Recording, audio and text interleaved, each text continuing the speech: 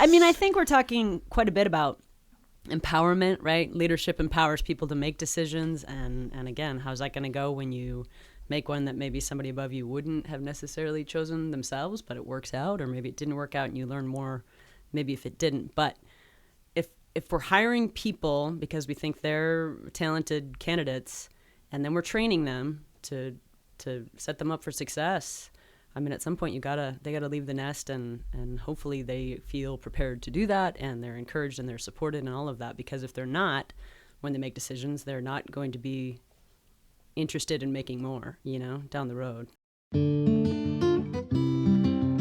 This is the Wildfire Lessons Podcast, where we promote learning by revealing the complexity and risk in the wildland fire service. We share the lessons. The learning that follows is up to you.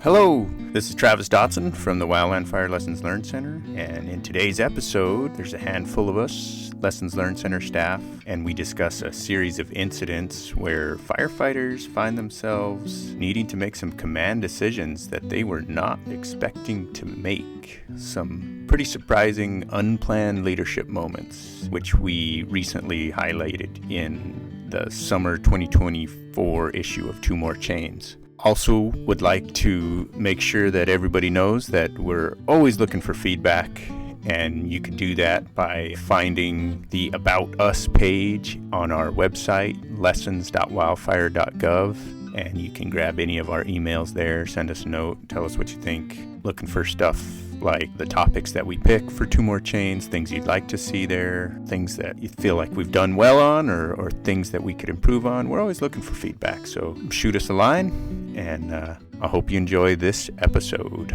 of the podcast.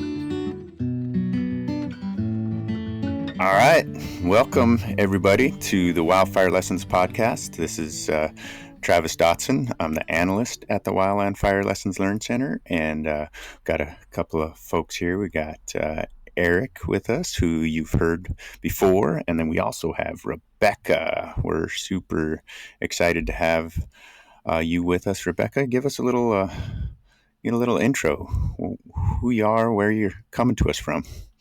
Okay, thanks. I'm Rebecca Sorensen, detailed right now to the Lessons Learned Center, but typically my day job, I'm a course coordinator, training specialist at the Great Basin Training Center in Boise, so a geographic area training center putting on about 50 classes a year, the opposite of fire season during training season. So putting on 300 and 400 level classes, mainly for students in the basin, but we also sometimes have room for people from other geographic areas. Sweet. How's your detail to the Lessons Learned Center going? It's great. I like it a lot. like you're going to tell me, oh, Jesus, it's terrible.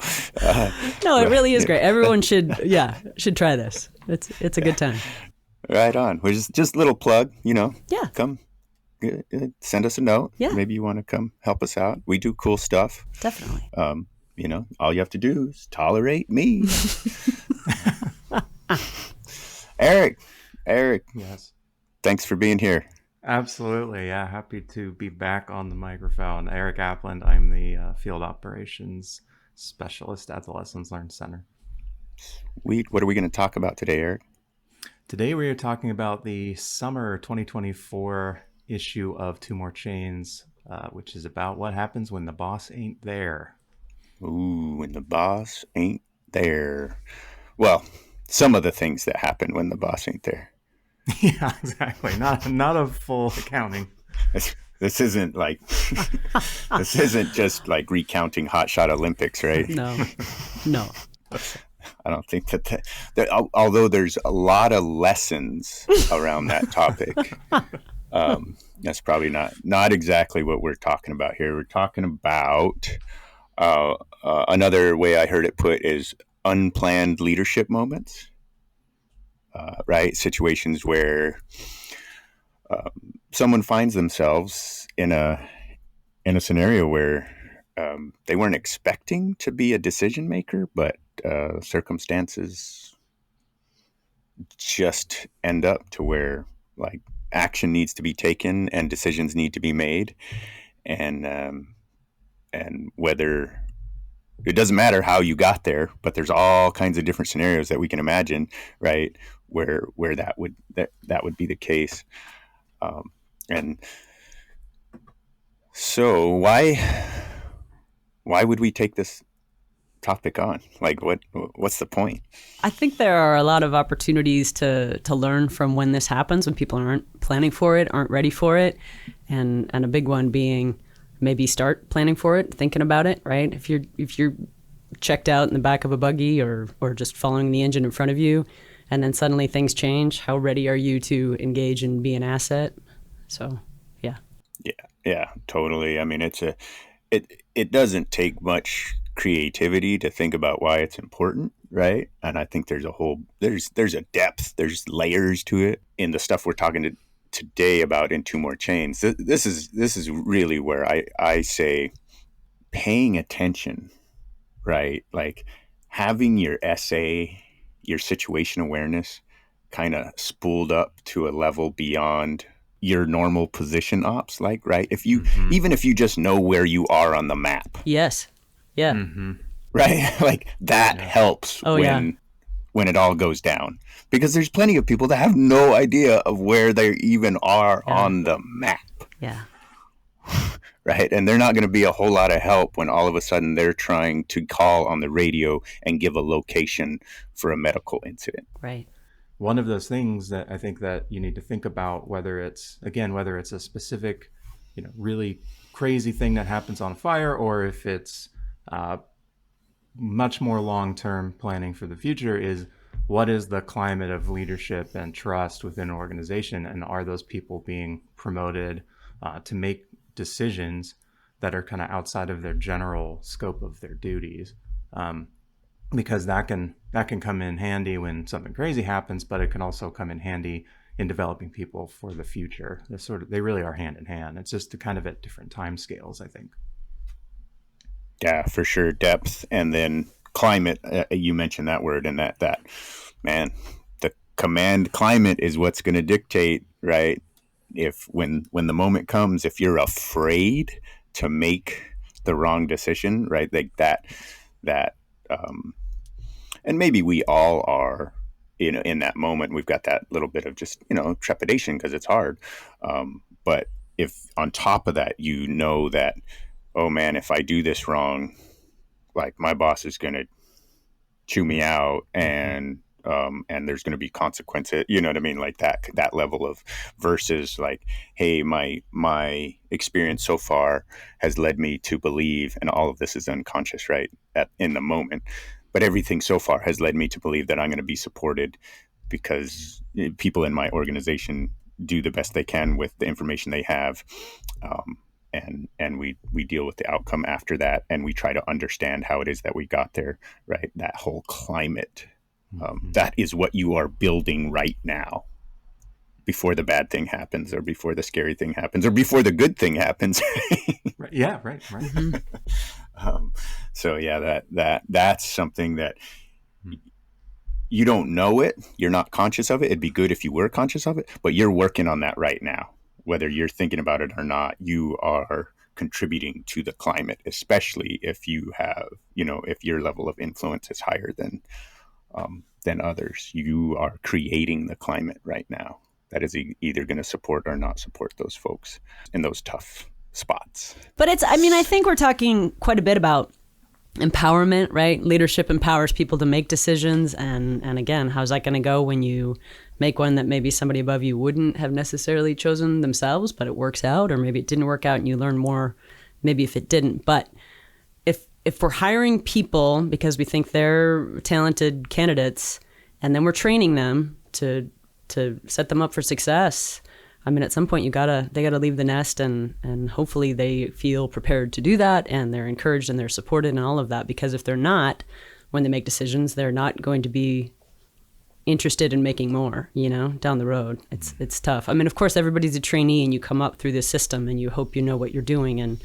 there's pressure and expectation, and but yeah, ideally the right folks were hired, the training was quality.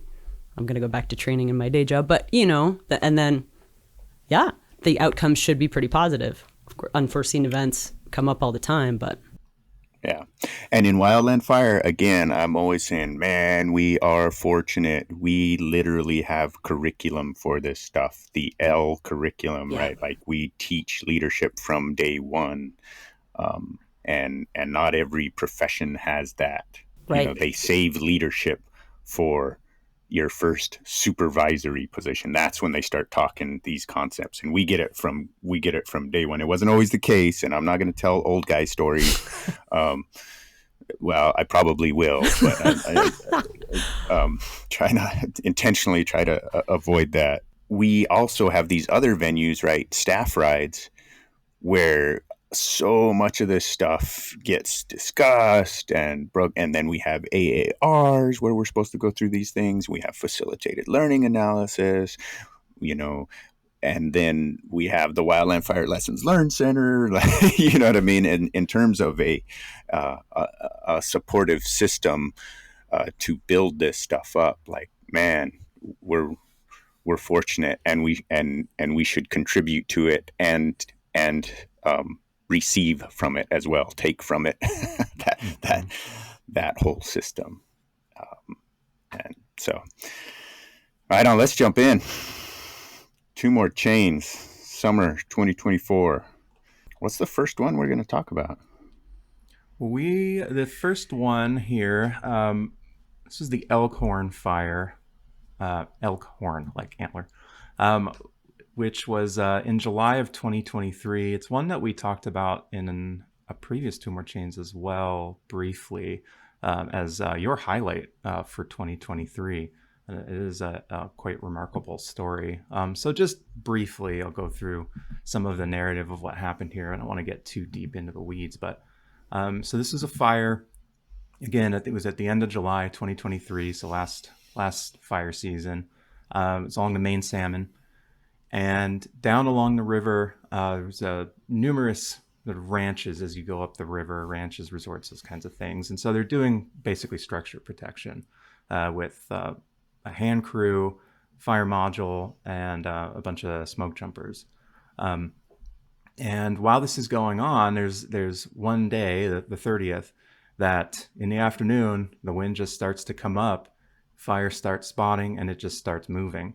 And sort of in the Salmon River Bridge? I know, it's kind of a very unusual situation.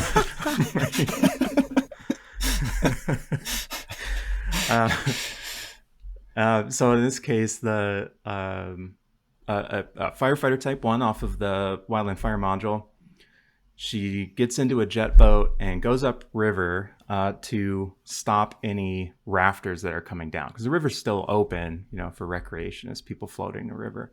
But that's an assignment, right? Somebody says, "Hey, why don't you go do this?" And yeah. So because it's like, okay, things are getting pretty serious. It's starting to move. Upriver. We need to not have people for sure inadvertently float into this. So she goes up. She gets dropped off at a sandbar. Pretty quickly realizes that she is in the path of the fire, and it's coming with a pretty good head of steam.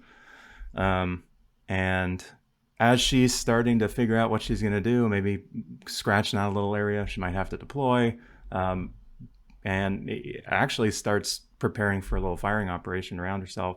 All of a sudden, wouldn't you know it, a big group of boats comes down, 12 people, a bunch of kids, and they're headed downriver into the fire. Wait, like kids, right? Like this is like a family floating the river. Yes, right? yes. Yeah. So this is that moment. This is that moment in the sand table, right? Where and then you're like, okay, and then a bunch of boats come up with family and there's kids with them, and that's when the person throws all their papers. They're like, oh, that's ridiculous. You won't let me win. Yeah, exactly. like, what now, right? But this is for real. This is, so she's just like, oh, sweet, I'm going to take this good deal assignment, go up here and be the road guard. Yeah, on the river. That's right. On the river. Yeah. Because that's the road. And, it totally makes sense. Like, I would want that assignment. Oh, yeah, absolutely. Mm-hmm. On a hot summer day? Yeah, absolutely. Yeah. Yes. So she quickly calls back to her folks, says, "Hey, we've got people here." Um, they load up a smoke jumper onto the jet boat, zip him up to her, and the two of them then, formulate this plan that they're going to get people that really they can't stay there, and so they're going to have to come down through it. But it's going to be better, to be guided by firefighters to take these folks basically into the fire, or maybe, I mean, the river's not on fire, so I guess between fire that's advancing, I believe, up both sides of this canyon at this point. And that's exactly what they do. And they have a happy outcome, partly because this firefighter type 1 did have some previous rafting experience, and so at one point she even ends up on the oars of one of the rafts. So it's pretty unexpected series of events for a pretty relatively new firefighter 1 to be making these level of decisions with the public, leading them into sort of the unknown in a way. So quite, like I said, quite a remarkable story. Yeah, and I think they, you know what I mean, like she gets some help. She's gaming this out. She gets another person up there with the jet boat, and I think they had some pre-identified areas for them, right? Like safety zones or areas that but they're downriver. And Right. I think they put the kids in the jet boat, and Yeah. then Right. and then they jump in, and they're like, all right, we gotta like somebody's got to take these, but they had to make all those decisions right there. And then when she's in the boat, like she can tell that the person Rowan is fatigued. I can't remember, but she's just like, hey, Tap out. Yeah, like I can jump in there. Yeah. I personally wouldn't be able to do that, but it's just a wild story to be, and I think that the piece that I like to call attention to is she gets there, and me, it's possible that I'd be like, oh cool, this is such a cool assignment, like I'm gonna kick back and like, you know what I mean, like, oh yeah. And she's gaming it out. She's thinking about it, and I mean, being alone tends to do that for you, right? Because there's not somebody there to bounce stuff off of, and anytime fire activity starting to pick up, and you start hearing the radio traffic, you start to tune in, and you get a little bit more game face on. So the situation dictates that, but you also have to have the skill to be able to do that. And she starts going, okay, what if, and being in that mindset already kind of, I think, moves things along, because if she's getting there and she's just like, oh boy, I wonder when they're gonna pick me up, and then all of a sudden a family shows up, like that's a different scenario to have to react to. And the lessons, at least what we extracted from that, what'd you pull out there, Erik? Sort of the main lesson does go back to what we were just talking about, kind of this trust climate, empowering people to make decisions, especially in this case, when you have members of the crew that are scattered in different places, and really have to make decisions at various levels of, I guess, intensity. And they need to have that ability to make those independent decisions. And there was this quote that I really liked, which is, effective trust relationships require vulnerability, especially as a leader.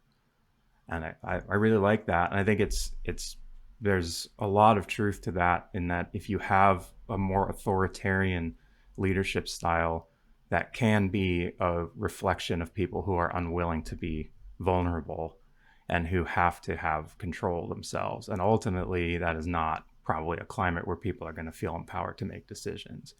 And the reality is that people are always going to have to make decisions. Even first-year rookie firefighters have to make decisions. And we have recognized that organizationally, and that is exactly why we teach leadership from day one. And we have, leading in the wildland fire service, duty, respect, integrity, and driven from values-based stuff, and empowering our folks, in those moments, right? We have realized this as a collective, and we've intentionally moved that direction. And we've all experienced the inflexible, apparently not leader that has little comfort with vulnerability, I guess. Yes. Yes. Right. A lot of different names we could use there. But yeah, it's just, this is why we have gone down this road, and we embrace this is so that we can embrace these unknowns, right? This is just the environment we operate in. Like, who else has a job where it's like, I don't know, you might end up on a sandbar with a fire coming down, and then a family shows up, and you're just going to have to deal with it, and then we'll furlough you. Yeah. Thank you for your service. Wait for our call. Yeah. It's crazy. And that's why we do it, and we're just like, yeah, sign me up. I just think it's so cool that she had extra skills in the bag, Oh, and if you need me to row, I can do that too. I love it. For sure. I think it's very, very cool. And that's our workforce, man. Yeah. That's who, again, I'm just like, man, you tell me what you need, and we've got somebody. Yes. That's got that skill set. Yep. I totally know like seasonals that are lawyers. Yeah. Yeah. Right? Yeah.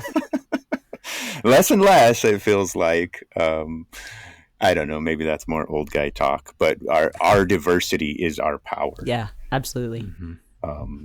And we do happen to have lots of kind of people that have mostly outdoor type comfort and skill level and all of that stuff. But I think it's awesome when that stuff shines through. Yes. Yeah. We need somebody to hotwire this heavy equipment. Oh yeah, we got someone for that. Can I see a show of hands? Oh, yeah, wow. Just pick one. Yeah, somebody here. Absolutely. That happened. Yeah. Yeah. We locked keys inside of a vehicle one time, and happened to be working with some folks that had that particular skill set. And they got those keys out real quick. It was great. Real quick. Yeah, it's impressive, isn't it? Yeah, think about that next time you're doing some hiring. Exactly. All right, what do we got next? I've got a couple that pertain to falling training. An S212 class in Florida, where a tree is hung up by some vines. It's not noticed right away, but the top of the tree isn't falling, and so everyone steps away from the falling area to back up and take a look at it. They re-enter the falling area, and that's when the top of like a broken snag comes down with the vines and knocks the group leader of this S212 group unconscious, breaks their eye socket orbital, I think. There are pictures of a real smashed hard hat, and then you've got somebody trying to get on the radio who's not from that agency and isn't sure how to use it, trying to call for some help. And then the next person, I think that was from maybe Florida Forest Service, was able to get on the radio and get help coming and that kind of thing. But so you've got folks in a group, students that aren't prepared to step into that role of get help coming because your group leader's unconscious and needs help. I think about teaching. So this is the chainsaw class, at the time. Yeah. Right. And I think about, classes that I've been a student in, and also classes that I've been involved with on the cadre. What's happening in my mind is I'm thinking logistics. Hey, you group, I think there's some trees that need cut over there. You guys go over there. You know what I mean? It's a little bit less formal than like on a fire, right? Yeah. And it's kind of like, I'm just not thinking that way. It's all I'm saying, as a student or as an instructor. Oh yeah. Yeah. And then you think about the typical student in S212, right?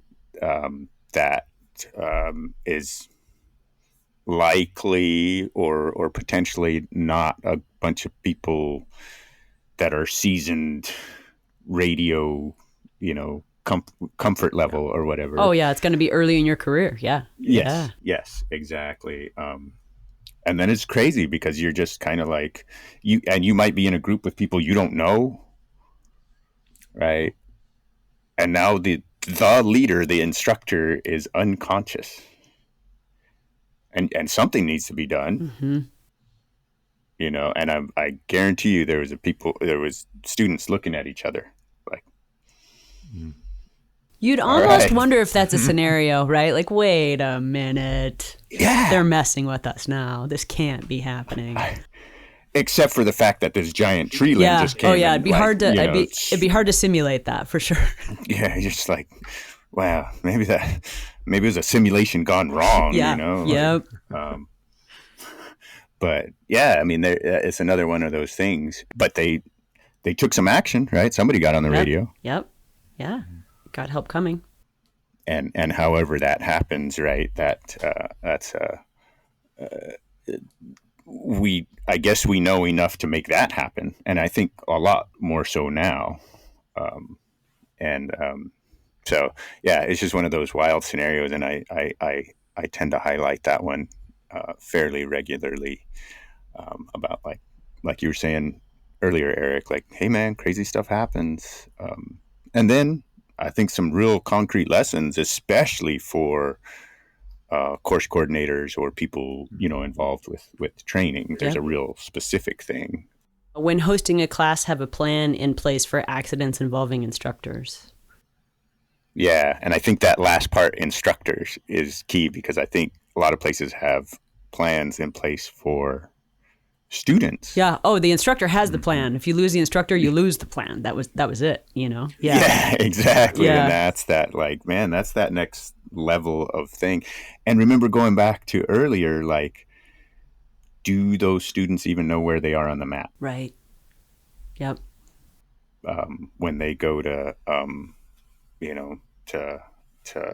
it's that situation awareness kind of thing.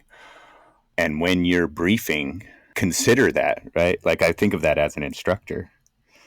And I've seen it done since. I have seen, like, on staff rides where people say, okay, here, and they're giving the whole briefing. And then they say, if I am the one that goes down, in my right pocket is, or whatever, Yeah. Yes. Yep.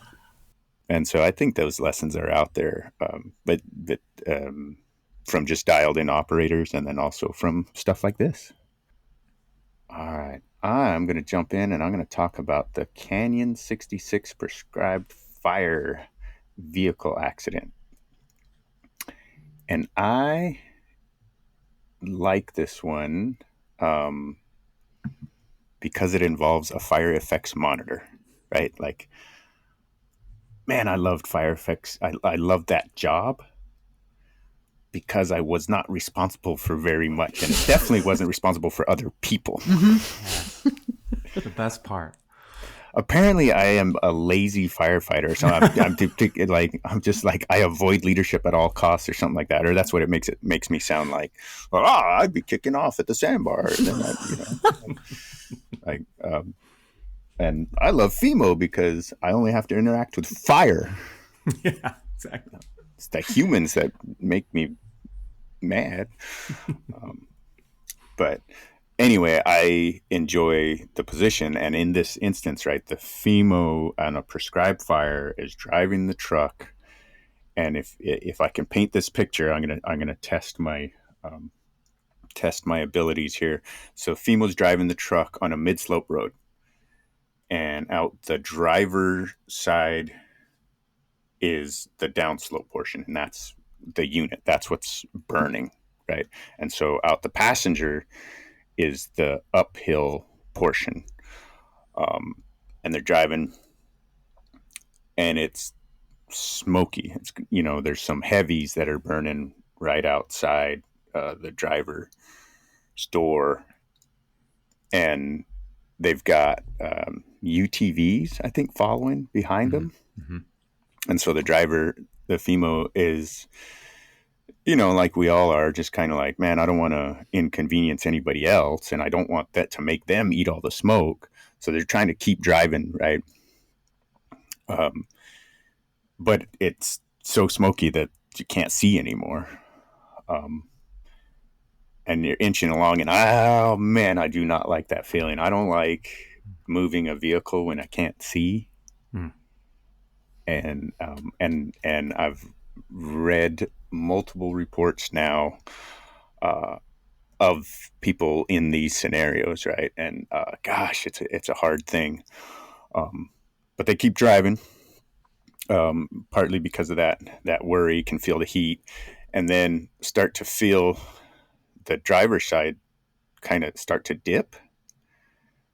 Can feel the vehicle starting to tilt, and so the driver's like, "Oh man, I must be right up on that edge and starting to kind of slide off that downhill side," and so crank a little bit more, towards the passenger side and keep creeping, and it keeps dipping, and then boom, the truck tips over, and completely disoriented. Right now, you're in the cab, and their thought was, I'm down the hill. I am in the burn.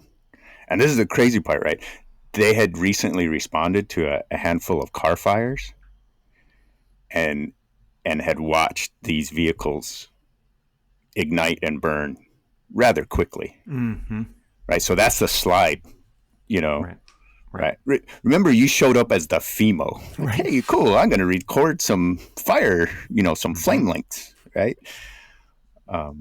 Awesome. And now you're in a vehicle that's turned over. You can't see anything.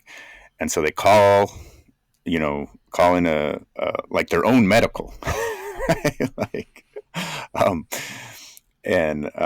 Just, everything's jumbled, as you can imagine. Things fall, and everything's out of place now. Trying to stand up, trying to, move around. And then eventually hear some voices from outside going like, "Hey, you all right in there?" And of course that reorients them pretty quick. Like, maybe I'm not in as much immediate danger as I thought. So they kick the windshield out, and then get out. The people around are helping, and it turns out that when they were feeling the driver's side dip, it was the passenger side wheel starting to climb the bank, and then it just kept as they were creeping forward.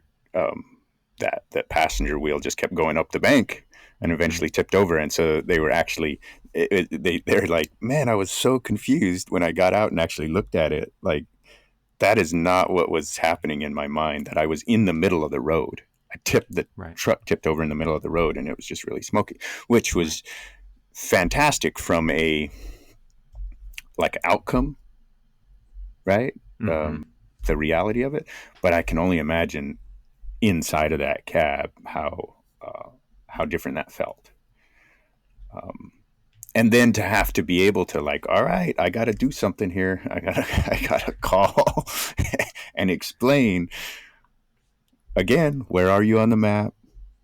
Right. What's your call sign? All that, at least as a, but I can just imagine that heart stopping kind of thing. And those pressures are real. It makes total sense to me that they would keep driving because they're worried about the UTVs behind them eating smoke.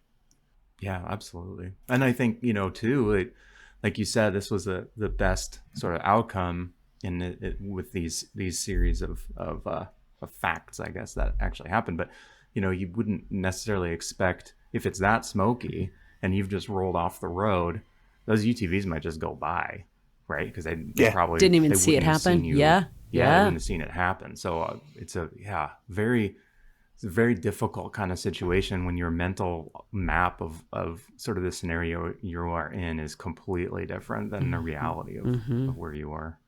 And it's really interesting to think about that. What happens when you lose a sense, I guess. That's not exactly the topic of this podcast, but it's really interesting to think about that. Yeah, absolutely.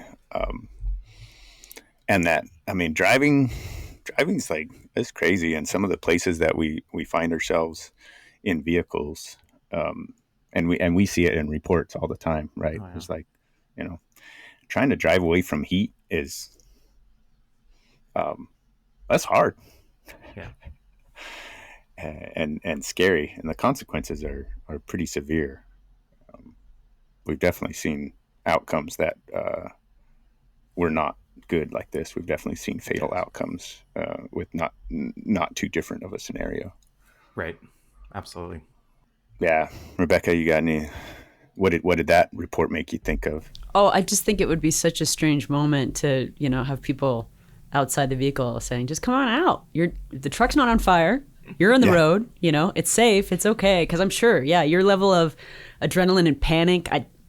I'm sure the sound on the radio was, I need help immediately. This is it's bad and it's about to get worse, and then to have people, yeah, right there say it's much better than you think. It's gonna be okay. Just come on out. Yeah. Yeah.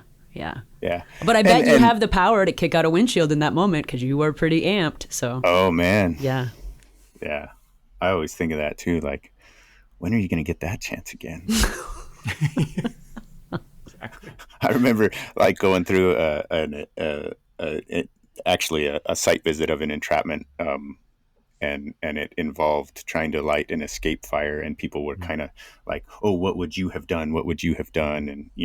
And I remember my immediate thought was like, "Dude, a chance to wag dodge it, like a chance to light an entire hillside on fire that's light grass with the wind going upslope, and you're intentionally trying to light that whole hillside on fire. Like, when do you ever get to do that? Like, that sounds awesome to me, Yeah. you know?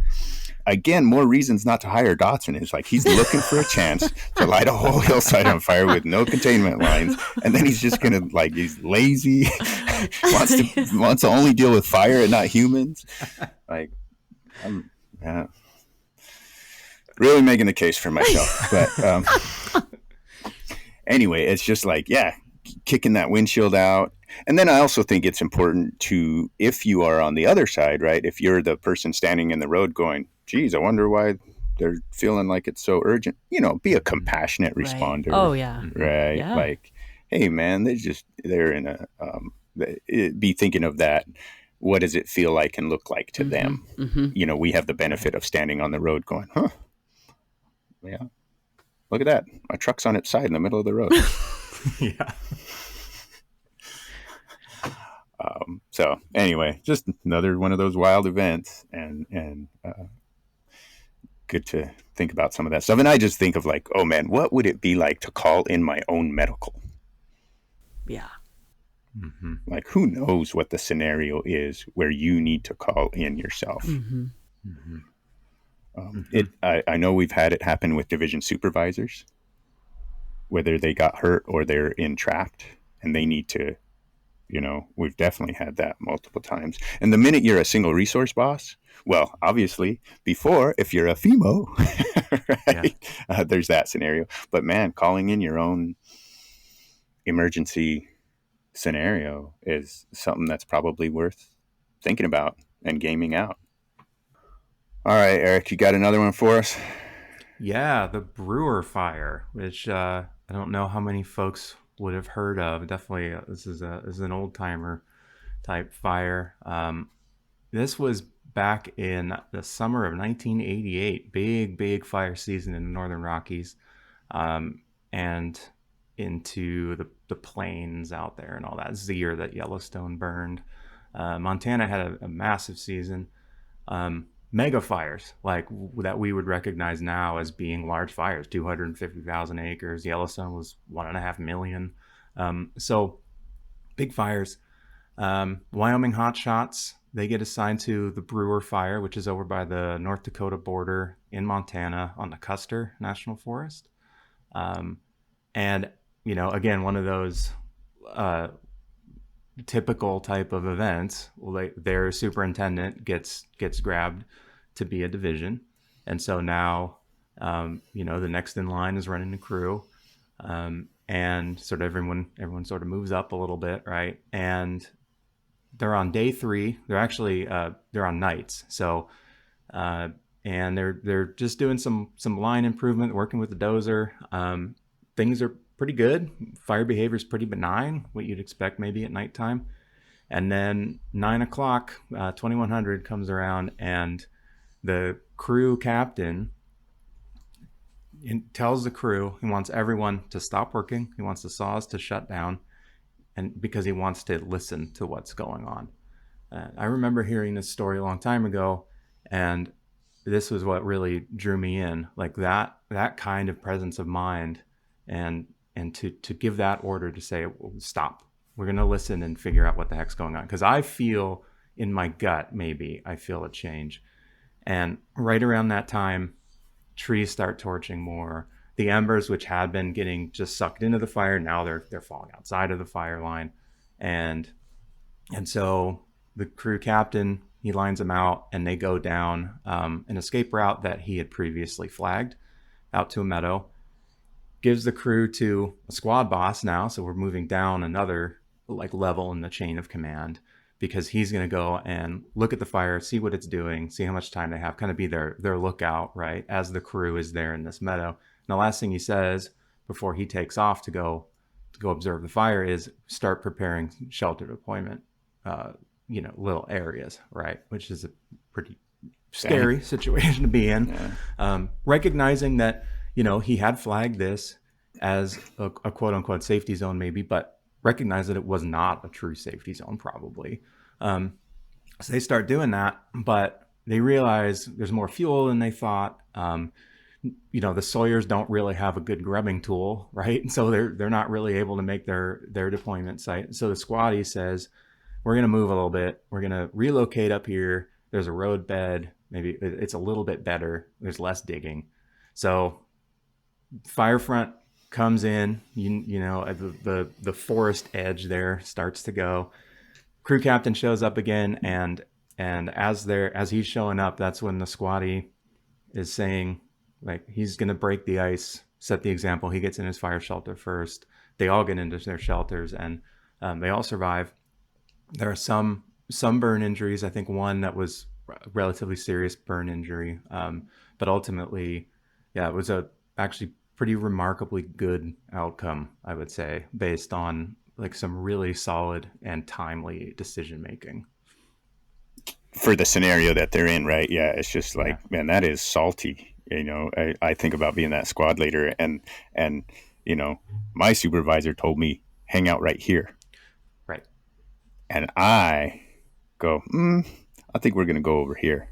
Yeah, like, man, when I was in at that stage of my career, I don't know that I would have had the wherewithal or the confidence, and then and maybe it was all driven by the environment. Like that's the other thing. Sometimes, a lot of times people look back and they go like, yeah, it's easy to say that, but if you were there, it would have made like sense. Yeah. Right. The decision was made for me, but we never know. Mm-hmm. And this is where maybe some of that climate discussion comes in is, where does your confidence come from? Absolutely, because I've thought that same thing, that when I was leading a crew, that it wasn't necessarily the safety related stuff that really bothered me. It was a lot of the other sort of minutia that really started to wear on me. But I think, like you said, it's really hard to say, given just the facts of this situation. But it is also possible to be in that situation and to just freeze, or to not make a decision, right? That happens quite a bit, I think. And why did that not happen here? I mean, who's to say? But, potentially things like training and the command climate, those types of things do have an effect. Now, whether that's the case here, I couldn't say, but it does seem like there was seemingly a good culture in the leadership of the crew at that time. That led people to be able to make those decisions, really firm decisions to act as they needed to. So, and as far as a lesson, you kind of hit the nail on the head with what I was going to talk about, which is confidence. The confidence in yourself to change what you were exactly assigned to do, to improve the situation and do something a little bit different, and also to commit the crew to deploying. There's lots of cases where people don't deploy until it's pretty much forced on them. And in this case, it does seem like they were ready to go. And another thing is that it mentions in this report is this kind of catch-22 that exists in needing to sometimes use fire shelters, but at the same time feeling this sort of strong cultural stigma against using them, because you use that thing, everybody knows that you did it. And then what are they going to say? What are they going to say about that crew? What are they going to say about those people who are on that crew? That kind of stuff definitely still happens. Maybe it's not as bad as it was in the 80s. I couldn't say. But this was a case where I think they all felt that sort of stigma and the weight of that stigma, and they acted in the way that they needed to act, which is definitely leadership as well. Yeah. Man, we've covered fire shelter stigma for a long time now. It's real. We're a judgy bunch. All right, on. Rebecca, you got another one for us? Yeah, I've got another tree falling training. This one with a more serious outcome than, an unconscious instructor. This one happened in Wyoming in 2009, and you've got an instructor teaching two trainees how to saw, or two students. They swap out tree for tree a couple times, and then the student feels like the tree that they're working on is more complex than they can handle. And so they turn off the saw and swap out so the instructor can cut that tree down. And the tree gets hung up under tension, and aspen is involved, kind of bent over. And so that instructor starts trying to step the tree down. And when that tension is released, it launches a broken piece, I think, of the snag at that instructor, who takes that on the back of the head, and they pass away from those injuries. So you got a fatality, and students now faced with, what do you do next? Yeah. Needing to make those calls, trying to resuscitate. Of course, it wasn't immediately apparent that instructor was going to pass away from those injuries, but yeah, pretty serious deal. And I'm sure, the students were never thinking this could be a possibility that day. And they're just going out to a campground, do some saw training with their engine captain kind of scenario. Yep. Yeah, that is just tragic. And another one of those things. Our mission is to help reveal the complexity of the environment that we operate in. And that is not what I'm thinking about if I'm going out with my engine captain to put a few trees on the ground. Practice cutting for the day. Yeah. At the campground, right? And I'm not even thinking as a crew member, right? Like talking to dispatch. Am I even comfortable with that? Does dispatch know where we are? And I'm usually of the thing of like, when I hear people checking in, hey, this is engine whatever, we're leaving the district, we're headed here. Yeah, I'm always kind of like, that's kind of neat. Yeah, and then here you are, like, man, it would really help if they already knew where you were at. Yes. Yeah. And as you're moving, do you know which repeater are you able to hear? Sure, you have a radio and maybe you talk on crew, but do you know which repeater is it here? Because if you don't know that, you're not talking to anybody. Right. Yeah, exactly. Right. Yeah, good point. Yeah, and then, and I think a lot of places have taken lessons like this and tried to become friends with the fire department because they have the ambulances and the, you know what I mean? Like, like that's probably a good thing too. Is having those relationships and like, hey, this is where we typically do work, or this is where we do training. This is where we do practice jumps or proficiency rappels or whatever it is.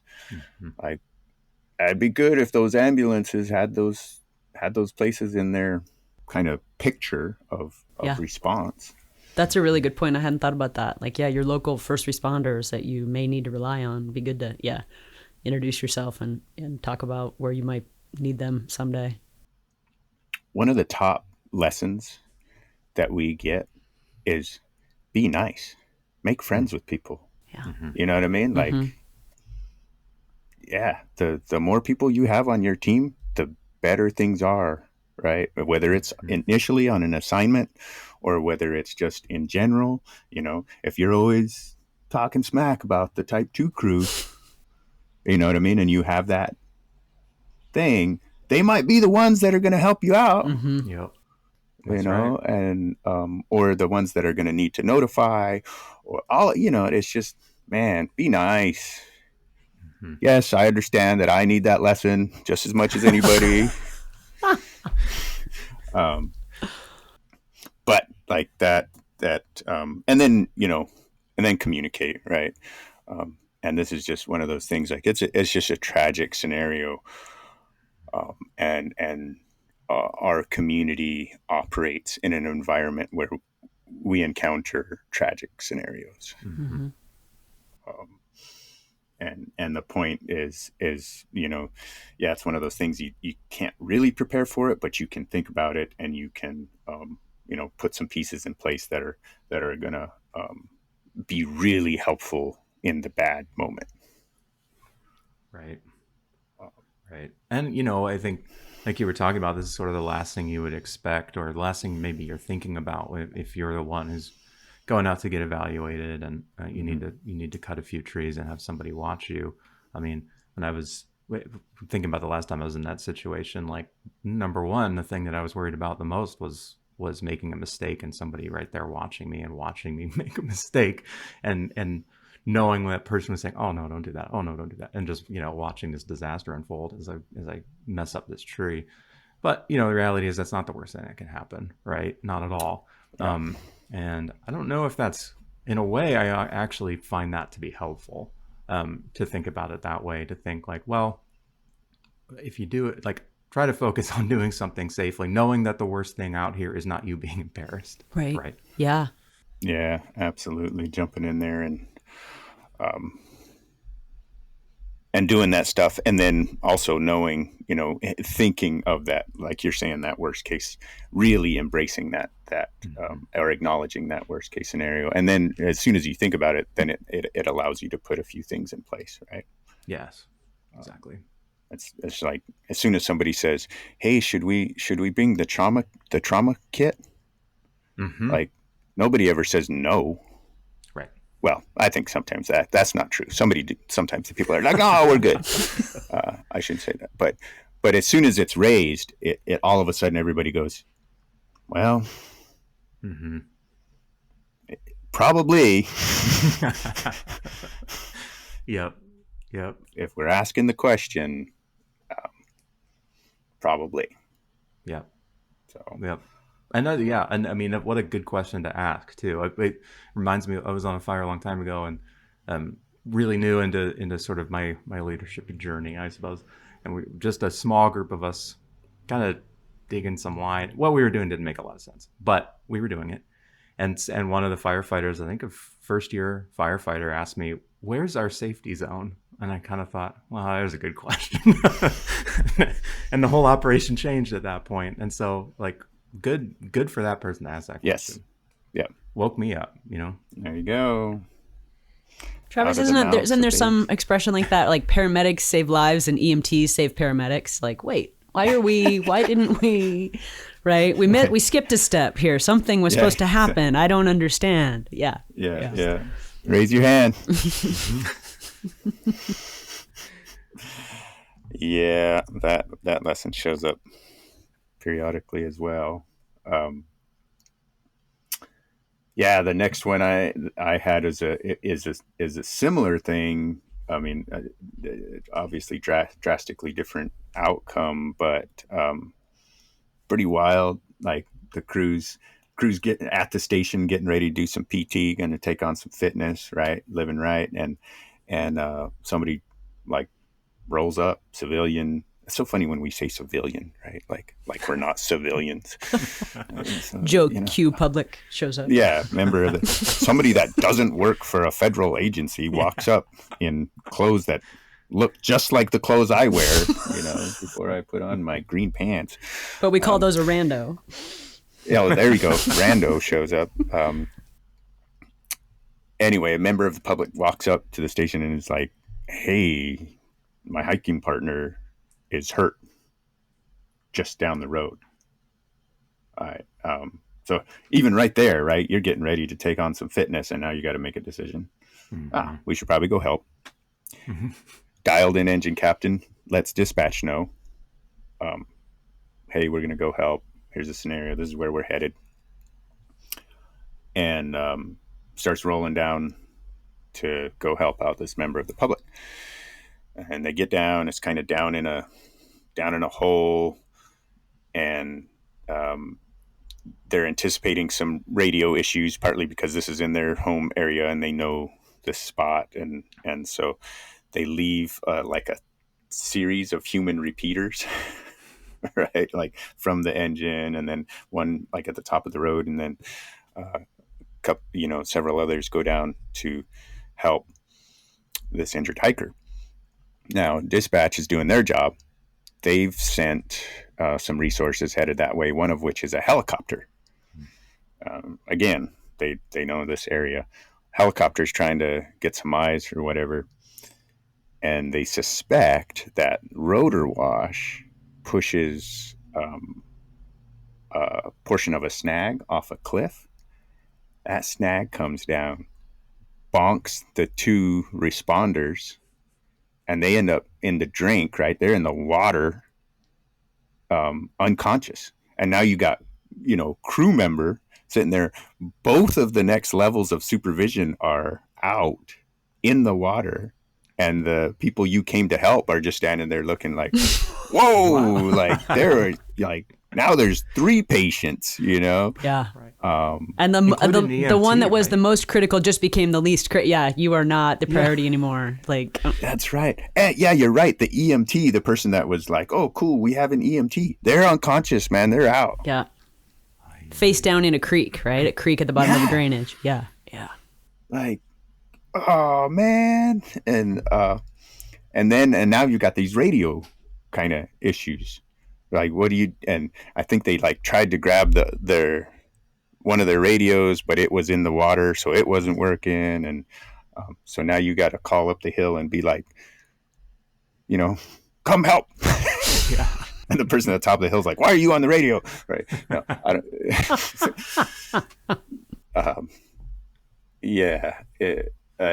It's like, man, that's wild. And luckily, because of that earlier good call, those other resources were on the way, and some of the folks come to, and again, a fairly good outcome. But that moment, right, where you realize, like, man, I was 2 layers down, yes, and now I'm it, right. Gosh, just geez. And then it makes you think, okay, what are the critical skills for serving as an engine crew member, or any crew member, right? What are the basics, right? And if you ask me that, I'm typically like, wow, you should know how to, like, sharpen a tool and, start the pump. Yeah, like super like I'm thinking operational things. And I think there's another level there about, some terminology maybe, and then obviously some radio stuff. And then that orientation, who is it you're talking to? Like, what is dispatch's job? How is it we talk to them? How do we convey information? Like some of that stuff. I think about when I was at that level of my career. Oh. Man, I didn't know any of that stuff. Our firefighters today, they know a lot. I think I was on my 3rd agency before I knew there was different agencies. Wait, this truck is a different color than that truck. Yeah. Wait. How come my pay stub looks different? So yeah, pretty wild. That's a scenario, we keep coming back to this. The whole 2 More Chains is about when you lose that leadership and are you ready to step in. But I know doing preparedness reviews, engine preparedness, and that's how you check for the readiness, right, of an engine crew is, okay, and somebody went down. In fact, the engine captain went down, and go, like, how ready are you all to deal with that? So, I mean, I think they feel like it's unlikely and unreasonable in those scenarios. Like, and once again, like, here's another example of that. does happen, it can happen, be ready for it, that sort of thing. Yeah. Yeah. And going back to what Erik was saying about like embracing those moments or those opportunities, right? A readiness review is awesome, man. Like, don't hate on that. What a great time, you know? Like, because that's I way rather figure it out now. Yes. Yep. Yep. I think that's something I've only discovered. It took me a while to sort of figure out, which is that if I feel stress in training, then that is good training. Yeah. Because yeah. it's good to feel it there. That's true. You know. Yeah. It's kind of like prescribed fire, maybe taking a punch out of a big fire run. Mm-hmm. Mm-hmm. It's like you burned a little bit of stress here, so that maybe you have a little bit less when it actually is happening for real. And it took me forever to figure that out. Yeah, I know. Anytime we do simulations, or there's like, okay, who's first up to try this? I'm like, oh, I'll do it first. I do it first because guess what? Only one person here is going to get the real benefit. Oh yeah. Yeah, true. Right, because everybody else is just going to watch. Yep. And they're going to do the thing that I missed. Mm-hmm. They're gonna, you know what I mean? Like only one person gets the full benefit of it. And I'm so used to failure. Like I'm like, yeah, man, give it to me. That's how I learn. But I understand, like in a readiness review, it doesn't quite feel that way, but I mean, that's the whole point of it. Mm-hmm. Like let's. And actually be ready before, right? Because you can practice that stuff. Yep. Yeah, there's a checklist. You know that. Yeah, you know the answers. Yeah. Yep. So yeah, do it ahead of time. And then it's like a stage. Watch me go. That's right. Hey, could you turn the spotlight on? Cue up my music. Oh man. Oh, readiness reviews should incorporate walk-up music. Dude, I'd be so into that. Yeah. Yeah. It would change change the tone for sure. Oh man, and we could pick our other people's walk-up music. That'd be fun. All right, on. What do we got left? Pyramid Butte? I think so. Yep. Right on. Go for it, Rebecca. I think that was you. I think it was too. I believe so. Okay. All right. So Pyramid Butte, we have like a late season fire, and so it's kind of chilly and cold, and a couple folks are warming up, hanging out in a canyon that's protected from the wind, and a 400-pound boulder rolls down over the back of one of these two people, like literally didn't know what hit him type of a situation. And you've got a couple members of the Prineville crew about 30 feet away, including Sarah Cuddy, who first year on that crew, besides some time, I think, maybe detailing with them. And she's an EMT, maybe wilderness first responder at that point, and so she just springs into action, taking care of patient care, and her partner is on the radio relaying what they need. But again, there's not a crew boss or a squad boss there, or the soup from the crew, and she was in the right place at the right time with the right training, and it was a pretty positive outcome. It also helped that they were really close to the Pacific Crest Trail, I think like 3/4 of a mile, so they got a bunch of folks to move this individual, and it was a positive outcome, but pretty serious, of course, initially. You may have said it, but what was the year that this took place? Is it 2010? Is that right? 2010. Yeah. Okay. Yeah. Yeah, the way I picture this is right. Two crews are lined up, whether they're holding or something like that, and it's the tail end of one crew and the beginning of another, or something. Mm-hmm. Somehow they're overlapped, right? And Warm Springs happen to be like a 400-pound rock. Yeah, like 400 pounds, man. Ooh. And then the neighboring the humans that are the closest are a different crew. Yep. Right, and that's. I'm so glad it was Sarah Cuddy, in Prineville, and they're just like, man, our fellow firefighter needs some help. Let's go do that. Like, bam, and then they're on it. And she, and so yeah, Sarah Cuddy, she was the very first ever one of our own in Two More Chains. The very first issue of Two More Chains, she was highlighted as one of our own after that event. Right. I think it was a year or two later.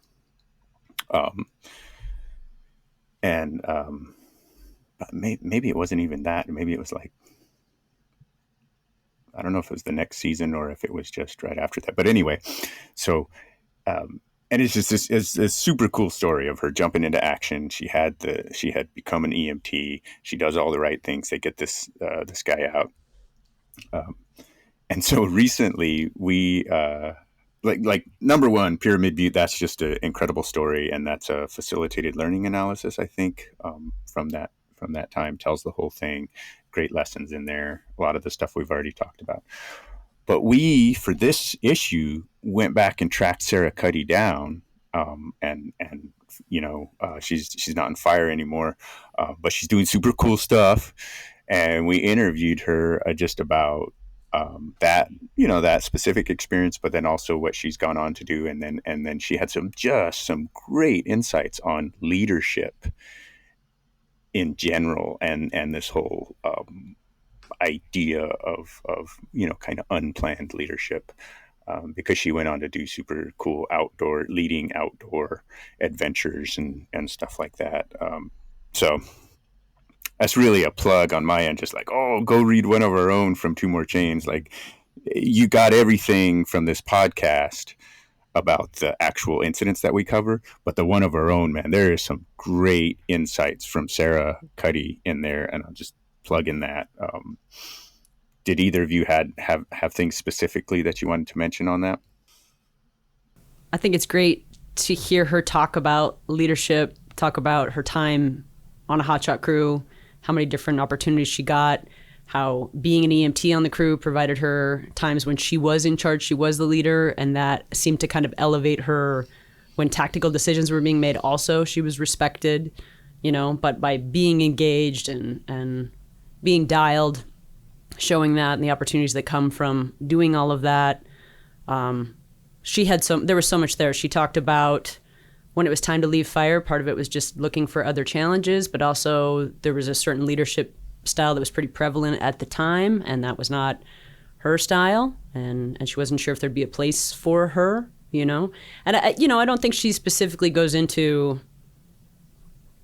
command presence and masculinity and probably a large person with a loud voice and those sorts of things that you assume is what she's implying, but that she probably could have learned those skills. She probably could have moved up in that way and then maybe found her own angle, but she wasn't sure if that was what she wanted to do, And she says a bunch of times over and over, ask questions, like as a follower, becoming a leader, as a leader, in which Erik talked about a little bit of that vulnerability, and you're going to get good suggestions when you give people an opportunity to present their ideas. So yeah, there's a lot there. I think it's exciting to see where she's gone, what she's done in her life since then. But I hopefully those things can change, right? Hopefully there's a place for different types of leadership as people move up.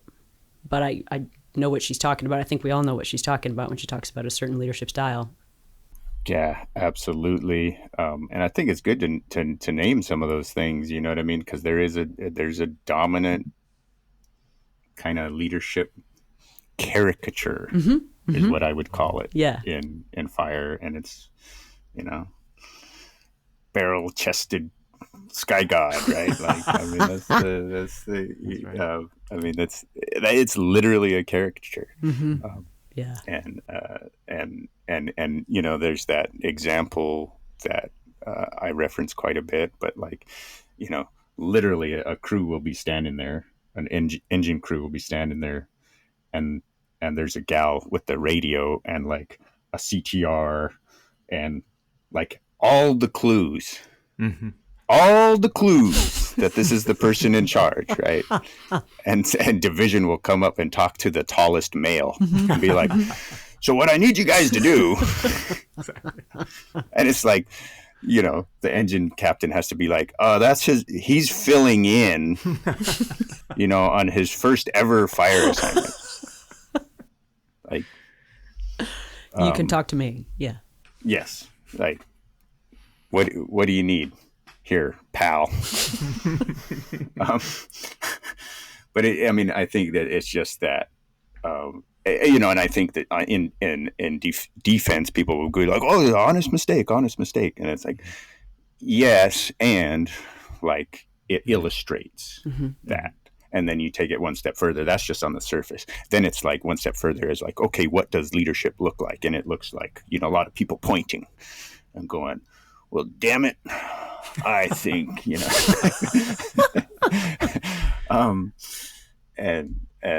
and I think there's a time and a place, and there's some utility and a lot of that stuff. Like our greatest, cultural icon story is literally a dude pointing a gun at people, going, Yeah. And then when they say, "Oh, the boss is dead," he's like hell, or whatever it is. Like, yeah. That's super cool, man, and I dig it.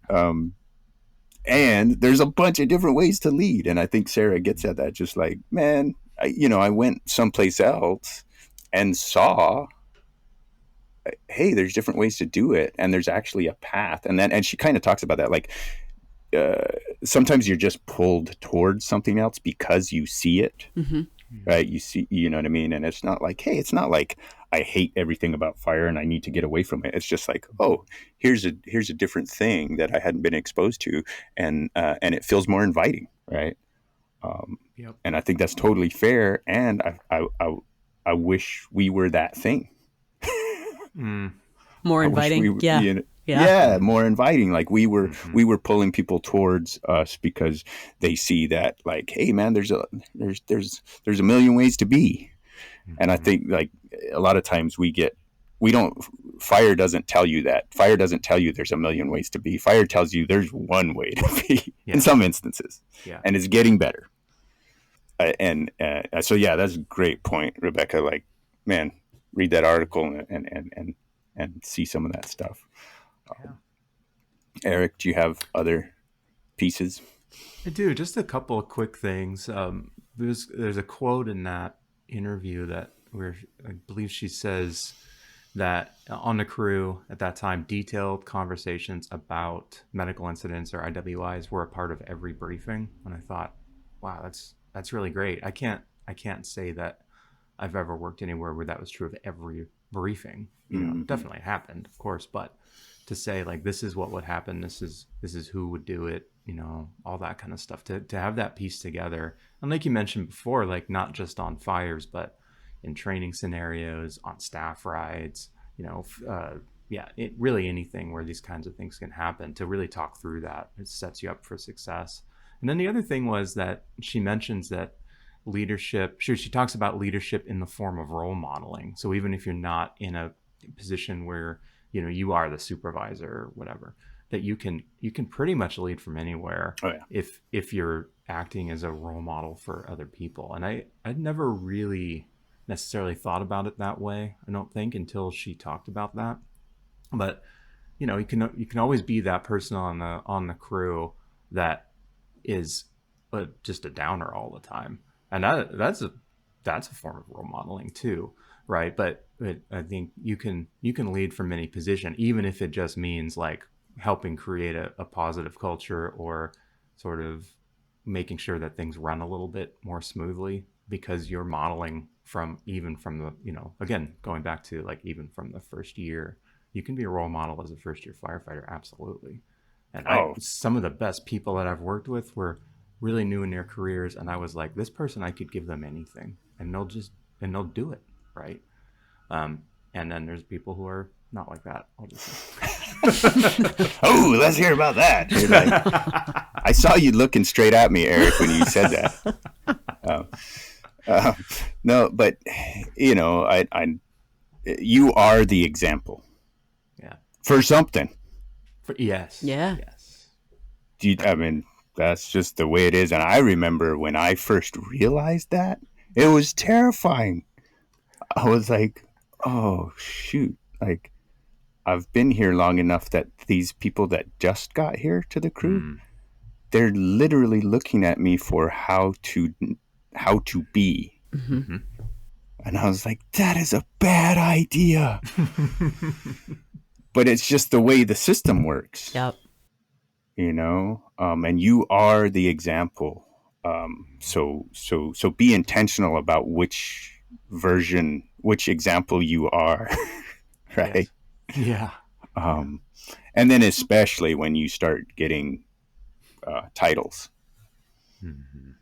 like, yeah, then it's real, and you need to be real intentional about that.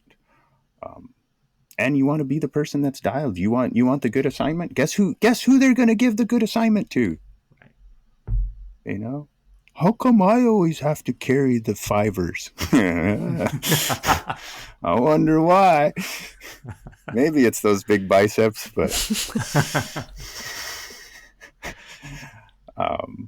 not always. I'm just, that you are the example.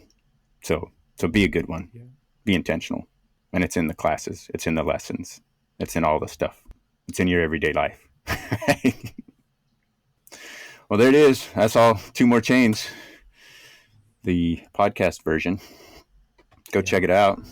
Give us feedback. That's right. The phone lines are open. Right on. Thank you both for chiming in. All right, there you have it. Thank you so much to Rebecca and Erik for the work they did putting together this issue of 2 More Chains. They were principal authors on those pieces, and thank you also for them being willing to come onto the podcast and have a little bit of dialogue about what they took from those incidents. And it just shows the power that dialogue has, getting those varied perspectives, different types of insight. Dialogue's an important part of learning. Don't forget the lessons we highlighted throughout this podcast. Just because you listen to it doesn't mean you've implemented it, right? You have to go out and do something. You got to take some action. You got to implement the lessons. Take some time to practice calling in your own emergency scenario, or take some time to work with some of the newer folks about how it is they talk to dispatch. All the stuff that we heard about today, you can go out there and fine-tune your operations, make it happen, always get better. Take care, and we'll see you in the next one.